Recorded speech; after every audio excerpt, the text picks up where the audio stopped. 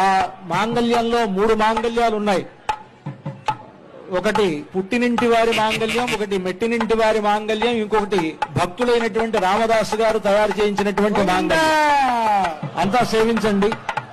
ఆ మాంగళ్యాన్ని రామచంద్రమూర్తి సీతమ్మ వారి మెడలో అలంకరిస్తారు ఇంకొద్దిసేపట్లో. మన పద్ధతిలో దక్షిణ దేశంలో మాంగళ్య ధారణ అనేటువంటిది ముహూర్త సమయానికి జరుగుతుంది. తమిళనాడు ఆ ప్రాంతాలు. మన తెలుగు వారు ముహూర్త సమయానికి జీలకర్ర బెల్లం ఉంటుంది. ఇవన్నీ కూడా మనలో కలిసిపోయి ఉన్నాయి. ఈ ఆచారాలన్నీ ఇవన్నీ మనకి రామచంద్రమూర్తికి ఆ ఆచారములన్నిటితో పాటు జరిగేటువంటి గొప్ప కళ్యాణం.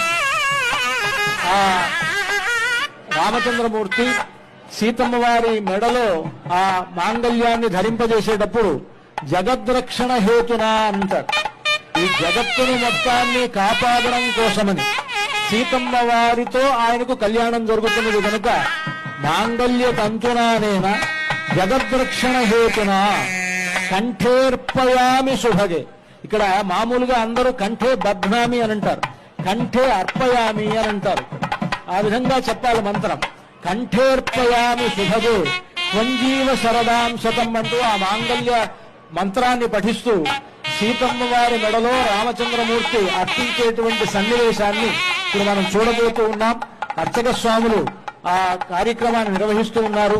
సాక్షాత్తు రామచంద్రమూర్తి సీతమ్మ వారి మెడలో ఆ మాంగళ్యాన్ని ధరింపజేస్తూ ఉన్నారు. సుమంగళీరితి మంత్రేణ శ్రీ సీతామహాలక్ష్మీదేవ్యాః కంఠే మంగళసూత్రం బద్ధ్వా